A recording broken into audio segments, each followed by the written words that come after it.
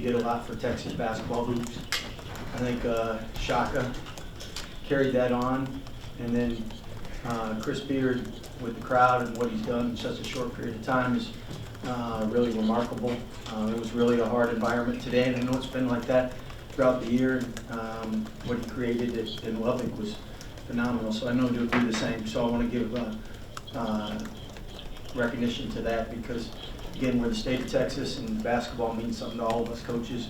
And together we want to be known in the nation as one of the best places to come play basketball, and appreciate their contributions. As far as team, I thought it's third straight game we trailed at half. So my pregame talks need to improve. But really proud of the guys' toughness. And we had 13 points. Texas had 13 points in our turnovers first half, and I thought second half we tried to make a conscious effort to do better on that, and we only gave up 5. So that was a big part of it. And then defensively, I thought we really locked in the last 10 minutes. Scott, can you talk about how Adam got into that groove in the second half and really made a difference? Well, I mean, Adam's a heck of a player. He gets in grooves. James, same thing. And when you have two guards like that in the backcourt, it allows you to sleep at night. And there's going to be some games they make shots, some games they miss, but they do a great job leading our team. And Scott, Kendall and Adam both got in foul trouble. How do you think they played so well, not picking up 5 fouls down the stretch? Well, we've been working on showing our hands, trying to do a good job because we are limited, and people got to learn to play with fouls and not get in foul trouble. So I thought they did a great job with that. Scott, that 7-0 run that kind of gave y'all the cushion there. I mean, Andrew misses the 3, y'all get a bucket. Ramey misses it inside, y'all get a bucket. Is that the difference between good teams and great teams and championship teams? You have to respond when given the moment. I think Fran says it best. Balls in the air, good coach, bad coach, good coach, bad coach. Depends what happens. And what's really hard as a coach is if you give, you come up with a play or scheme or something, you have an open look and you miss it, and then at the other end there's a contested shot and they make it. And what's good coaching? Is it the open look or is it the contest? So they had some great looks because they run good stuff. And again, I got so much respect for Coach Beard and what he's done in his career. Scott, I think y'all had 15 second chance points in the second half. Was that maybe just Texas wearing down against your physicality, or what did you see out there that allowed you guys to kind of control the offensive glass like that?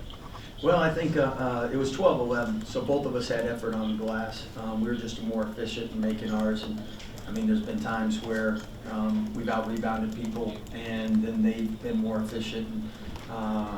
Credit our guys with being able to those 3 offensive rebounds were huge, and he's really done a great job. Him and John are very good friends, very close, and he's playing for John too. Your big guys are able to close out on their 3-point shooters, and it made it difficult for them and push the shot clock late.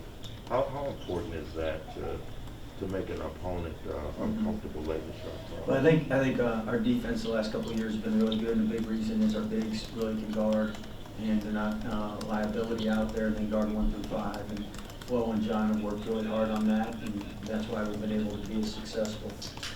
Scott, do you think coming off that win on Saturday against Kansas, the beginning of this game was due to just some emotion?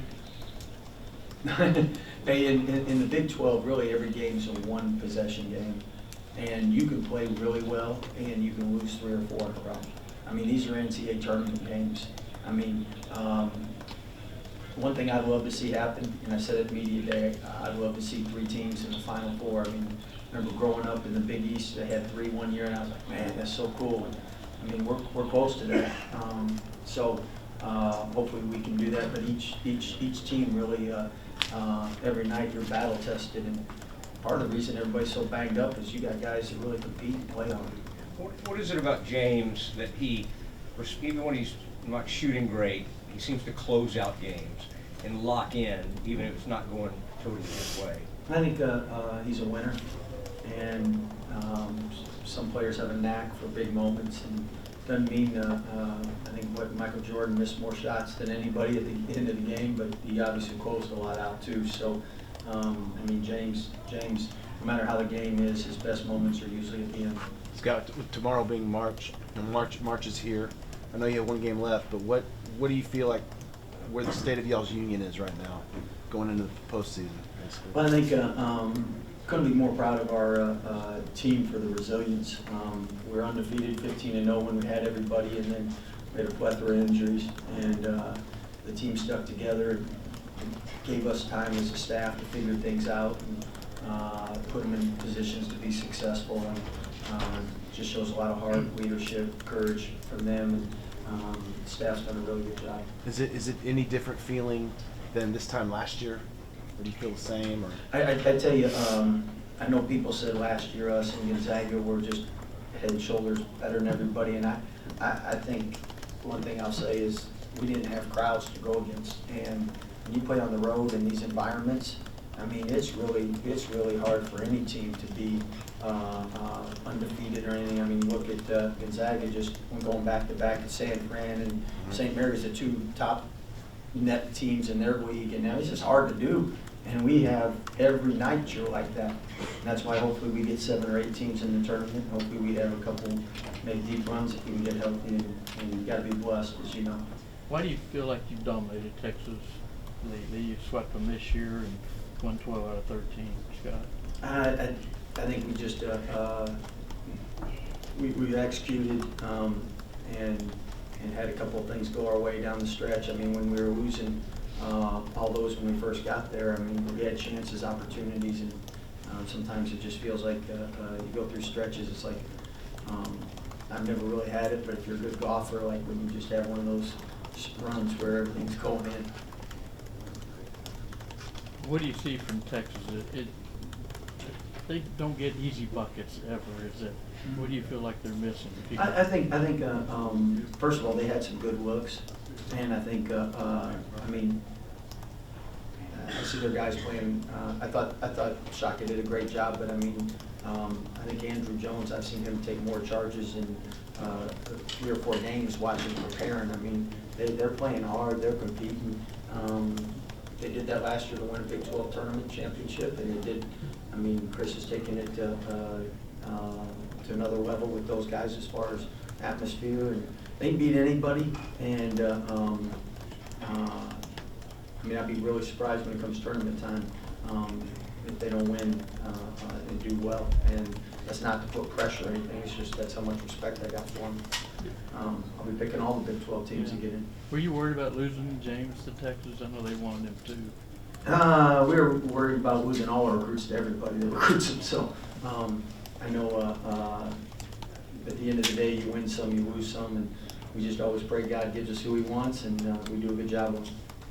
And Scott, do you feel like Kendall's confidence from 3 is now at a place it wasn't even at a couple weeks ago? He's been shooting it really well the last couple of weeks in practice. We keep telling him to take those shots, and so we've encouraged him. And the big thing is, I think his teammates believe in him, and when the teammates believe in you, that I like to think us coaches mean more, but we don't. When your teammates believe in you, it means a lot more. Are you hopeful that you get LJ back this year, or are you going to have to shut him down? Oh, trust me, that's in the nightly prayer. Yeah. Anything else? All right, Leading scorers help coaches. Thanks, Ben. thanks. Adam, what did you feel like the difference was in the second half for you guys? Just really getting stops and getting out in transition. Once we got stops, we were able to get easy baskets. They were denying doing a lot of things in the first half, making it tough. But great teams, make adjustments at halftime, and that's what we did. You got really hot. You scored 16 points second half. Were you just getting good looks, or what was happening? Yeah, guys like James, Dale, Jeremy breaking guys down, and I just had to make the shot at the end of the day. So I got a lot of wide open looks, and I just credit them. James, what does it say about this team to win in this kind of environment? It says that we're a really tough team, especially for some of our core guys being so young. Guys like Kendall and Jeremy, they freshmen, but they really big pieces on this team. And credit to them for stepping up. But, we don't really have all our guys. Probably won't, you know what I'm saying? But I think that, we're real resilient, real tough. Yeah, Adam, how important is the presence of Flo for y'all? He had, I think, 3 offensive rebounds along the second half. Just what he was able to bring inside for y'all. Yeah, big time. He's one of our leaders, and he's been here, so he knows the system. He knows what we need to do, to win games. So at the end of the day, having him out there, having his presence be felt is big time for us. another game this quickly after an emotional win over Kansas? No, not at all. You know, we were excited to be able to play again, and you know, coming into Texas is always a huge crowd, great environment, so we were excited to be here. So for both of y'all, what does it mean to get the last win at the Irwin Center? I ain't gonna lie, I feel kind of good. Just be honest. But nah, it just would have felt good whether it was the last game or not. You know what I'm saying? It's always tough to win on the road in the Big 12, let alone at Texas. So, you know, credit to our guys for really stepping up. And James, how do you think the offense kind of opened up after Texas pick and roll coverage really maybe gave y'all some trouble? I think we made some adjustments at halftime. I mean, get them the credit. They did a good job of trapping the ball screen and really getting it out our hands and not allowing the guards to come downhill. You know, they made adjustments also, but I think at halftime, you know, we kind of saw what they was doing and had time to adjust. James, did you consider coming to Texas very strongly? No. Not at all? Not at all. That first game, they were able to body the guards basically out of the paint. They had a little bit more success, but did you feel like at the end of the game that y'all were able to prevent them from getting that penetration that had helped them score in this one?